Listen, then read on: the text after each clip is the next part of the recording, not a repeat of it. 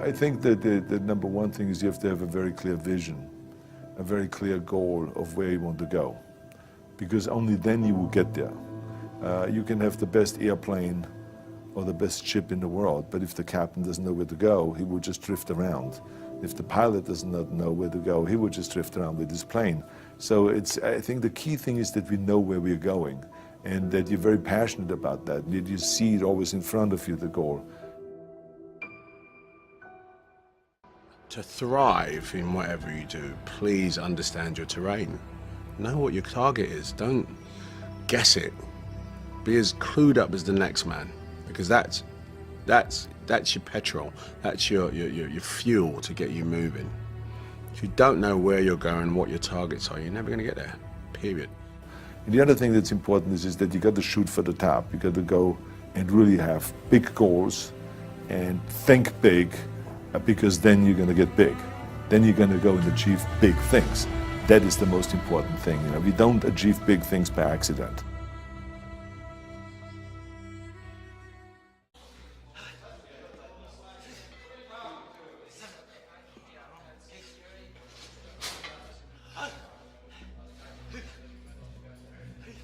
Never ever think small. If you're going to accomplish anything, you have to think big. You have to go and shoot for the stars. The biggest challenge most people have is because they think small.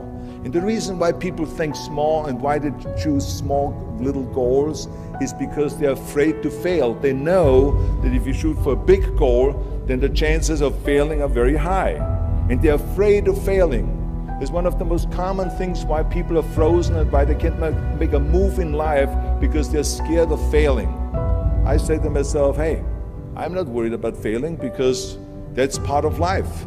You're not gonna go and win everything. And how far can you fall? Look at this is the ground. That's as far as I can fall. And you know something? That the only time you really consider the failure is if you fall and you don't get up. But if you get up, you never consider the failure. So I never considered myself a failure. I always considered myself a winner, even though I fell every so often. But I always got up and I always moved forward. This is the important thing. I never had any patience, of course, for thinking small. If you do something, then go all out and do it well. And this was not just the case in bodybuilding. I didn't just want to be a bodybuilding champion. I wanted to be the greatest bodybuilder of all times. I wanted to have the most muscle, the most muscle of all times, the most definition. I wanted to win the most trophies, the most world championship titles. I just wanted to be the best. And the same is also in movies. I didn't just think about being in movies. No, I wanted to be a movie star. I wanted to have above the title billing. I wanted to become the highest paid entertainer. I basically wanted to be another John Wayne. What's wrong with that?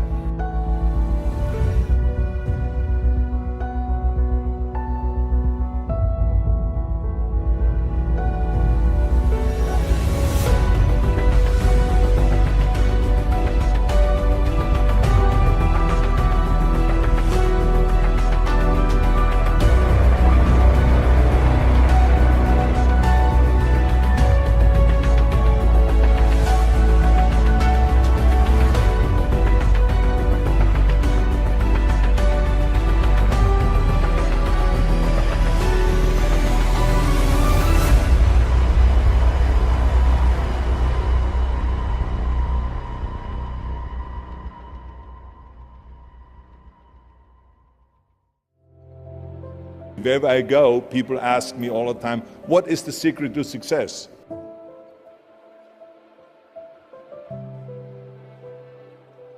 I think I can give you the long version here. And the long version is that I actually always had 5 rules. And everything that I did, I always used those 5 rules, and those 5 rules helped me to become successful in various different areas. And I believe that those rules can be applied to almost anyone and everyone. You don't need to be a bodybuilding champion, you don't need to want to be a governor of California or to be an action hero or anything like that. If you want to excel in whatever you do, those rules are for you. It's that simple.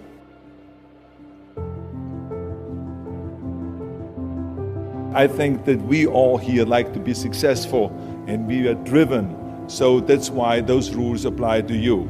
So my first rule is find your vision.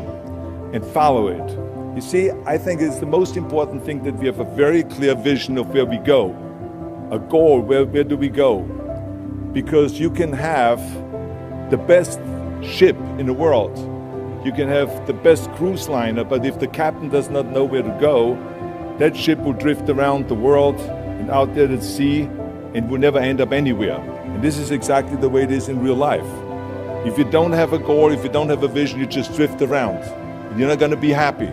This is why it is so important to have that vision. Now, I created that vision in Austria because I grew up after the Second World War. The problem was that everyone was so depressed because they lost the war, that there was alcoholism everywhere. There was, of course, depression. There was a terrible economic situation. There was famine. There was starvation and all of those things. And also it was kind of a little place and narrow. I felt I wanted to get out of there. I wanted to escape. And I couldn't see myself really to work there and to stay there, to work in a factory or to work on a farm, or to even to follow my father's footsteps and to become a police officer. I couldn't see that either. As a matter of fact, that's what my parents wanted me to do. But that's not what I saw. This was the vision of my parents, but not mine. And luckily, one day in school, I watched a documentary about America. And I found myself, I knew exactly that is where I wanted to end up. I wanted to be in America. Everything that I saw in the documentary, I just loved. Everything was so big. I remember the tall skyscrapers, the monstrous bridges, the giant freeways filled with beautiful cars, the huge jetliners, movie stars, Muscle Beach, and all of those things. I could not wait to get there. The question was just, how do I get there? How do I get to America? I mean, this was not a common thing to do way back in the 50s. No one had the money to travel or anything. But one day I was fortunate enough to see a magazine. And that magazine showed me the path to America. And it was a bodybuilding magazine. And on the cover was this very muscular guy that was standing there like Hercules with a Hercules outfit. His name was Reg Park. This Reg Park was on that cover, and I remember the cover said, Mr. Universe becomes Hercules star. I read the article as fast as I could, learning about how he grew up in Leeds in England, poor, and how he trained 5 hours a day, every single day, and trained and trained and trained and lifted weights, and then he finally became Mr. Great Britain. And then he became Mr. Universe. And then he won a second Mr. Universe title and a third Mr. Universe title, and then all of a sudden he landed in Rome in Cinecittà doing Hercules movies. And there he made millions of dollars, and this money he took and bought himself a gymnasium chain in South Africa, and he became a successful gymnasium owner. And as I read, I became more and more certain about my own future. As I read this story, I was so excited, so interested. I knew exactly that I wanted to become another Reg Park. I know he laid out the blueprint for my life, basically. I could see myself, I could visualize myself clearly to be a champion on that same stage where he won the Mr. Universe, and then to move to America, then get into movies, and then become rich and famous. I had that vision very clearly laid out. I was so happy that I knew exactly where I was going.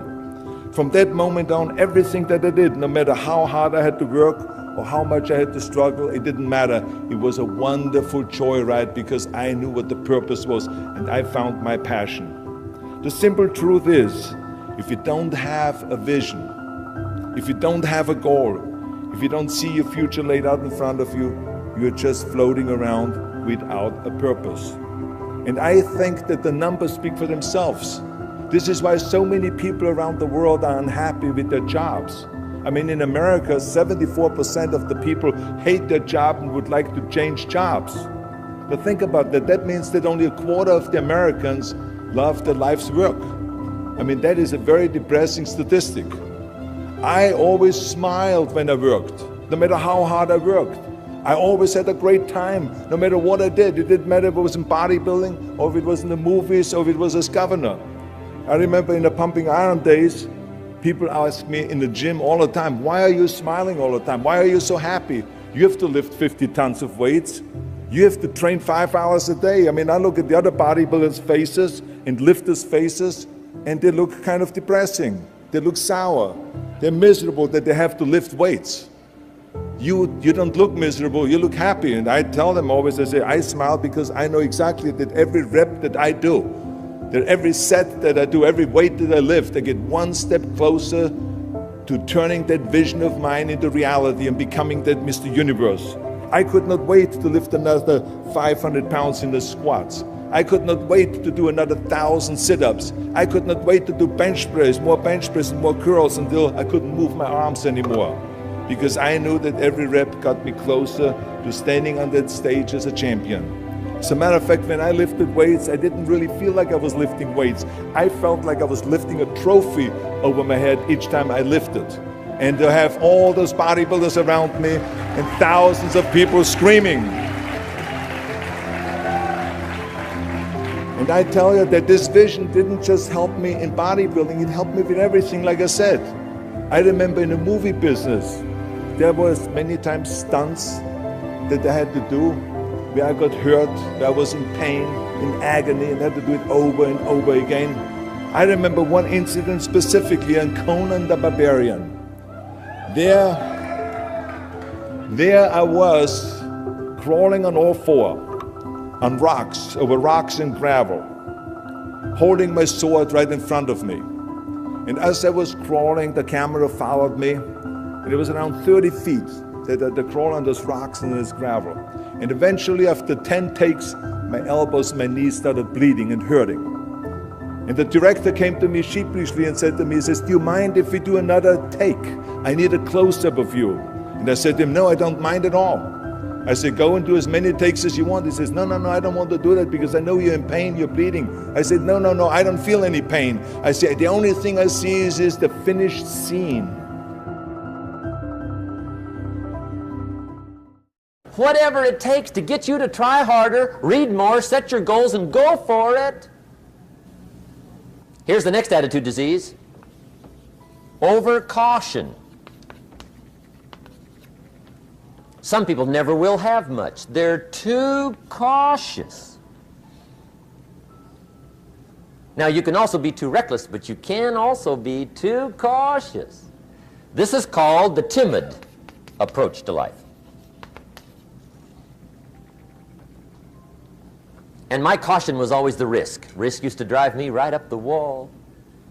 I used to say, what if this happens? It's called the language of the poor. What if this happens? And on top of that, if this was to happen, look at the fix I'd be in. I better not try. I could always ace myself out. Then I'll tell you what changed my whole life when I finally discovered it's all risky. The minute you were born, it got risky. If you think trying is risky, wait till they hand you the bill for not trying. If you think investing is risky, wait till you get the tab for not investing. See, it's all risky. Getting married is risky. Having children is risky. Going into business is risky. Investing your money is risky. It's all risky. I'll tell you how risky life is. You're not going to get out alive. That's risky. The Englishman says, well, if that's the way it's going to work out, let's give it a go. Right, that's what it's for. Give it a go. Somebody says, yeah, but I'm looking for safety and security. Fine, then huddle in a corner. We'll cover you with a sheet, bring you 3 meals a day.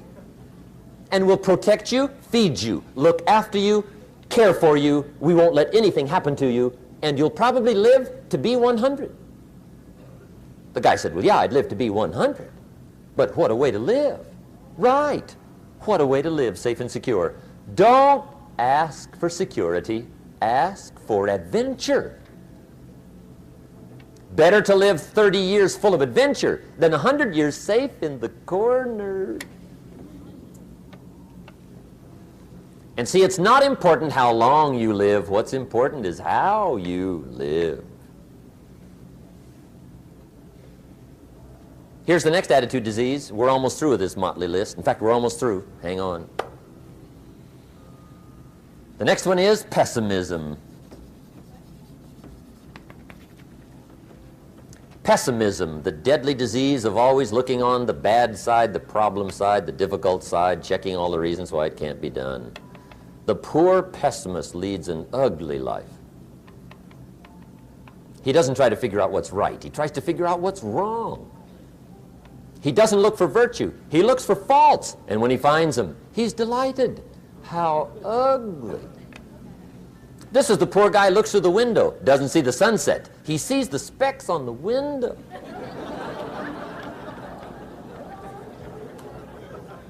And this is the poor guy, right, who rushes up, takes such leave of his senses. This guy rushes up and he says, I've got 5 good reasons why it won't work.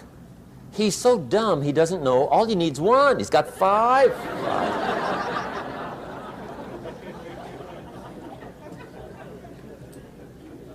To the pessimist, the glass is always half empty. To the optimist, the glass is half full. Why would the same measure affect people 2 different ways? Answer, it all depends on how you look at it.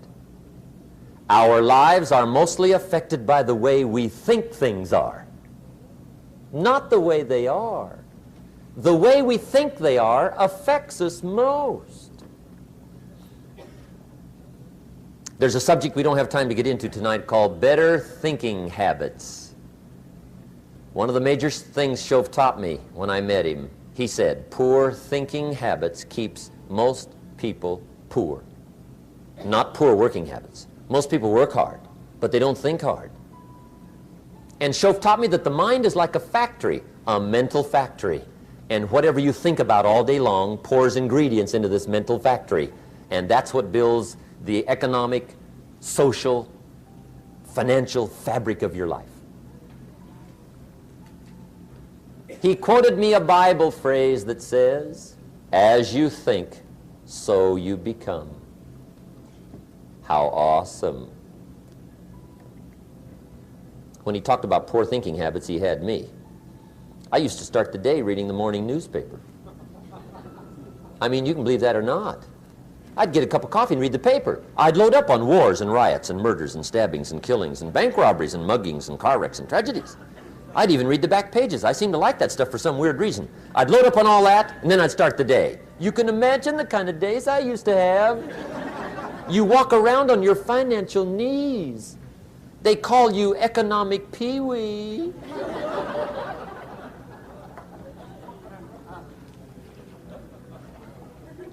The guy says, I want to be a great leader. Wonderful. The first thing we do is follow him to his house. When we get there, we walk in and check his library, number 1. Somebody says, well, why check his library?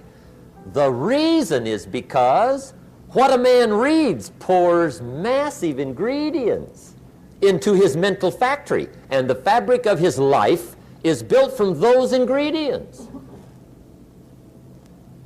You would not believe what some people have got in their house to read. You would not believe. One of the best dressed up words I know for a lot of it is trash. Can you imagine dumping a barrel of trash into this mental factory every day and coming out with a rich, dynamic, positive life? It can't be done. You might as well try making a cake with cement. The kids back in Danbury, Connecticut, high school, they're asking me questions one day. I'm talking to the kids. Kids got good questions these days. One of them said to me, Mr. Rohn, how do you build the good life? I said, it's simple. It's not easy, but it's simple. Here's how you build anything. Select the right ingredients, keep out the wrong ingredients, and it starts with thought. Everything starts with thought. So you must be wise and careful what you think about, because that starts everything. You got to be wise and careful. I asked the kids, what would happen if somebody dropped sugar in my coffee? They said, well, you'd be okay. I said, what if somebody dropped strychnine in my coffee? They said, well, you'd be dead. I said, correct. Lesson 1. Life is both sugar and strychnine. You gotta be careful. I said, what if my worst enemy drops in the sugar? They said, will you be okay? I said, what if my best friend, even by accident, drops in the strychnine? They said, well, you'd be dead. I said, correct. Lesson 2, watch your coffee.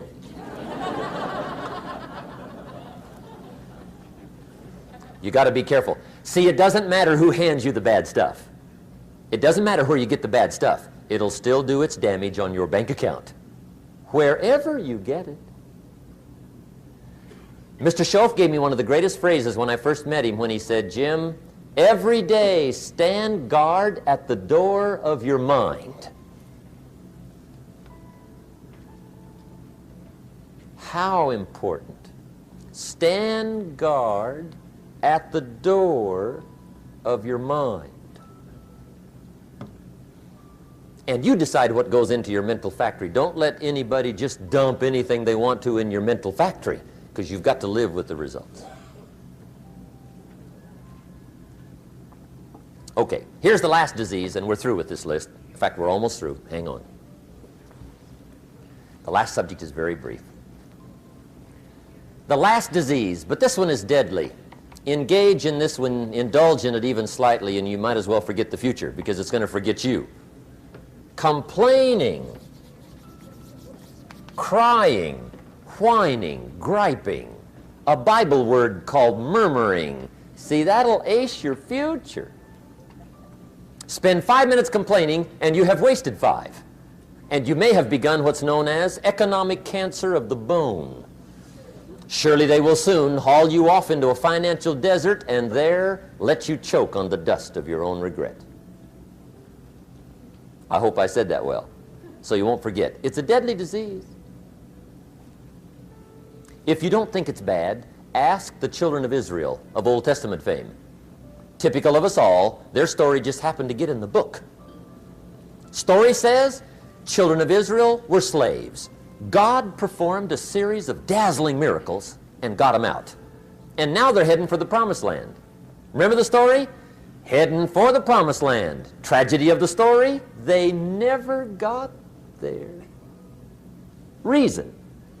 From day one, they started to complain.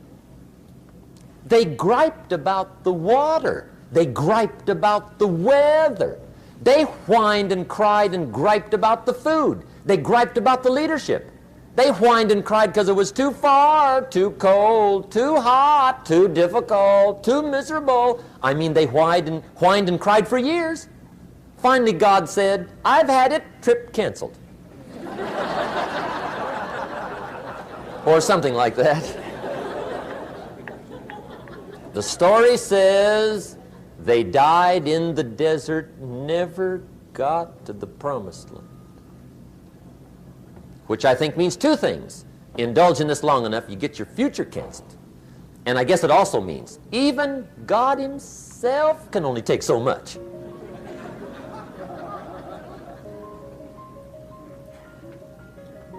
Okay. Just be on the lookout of the things that can destroy all the good you start. The war is on. And this evening, tomorrow, mentally, personally, socially, economically, you got to make sure you're winning the war. And this is part of it.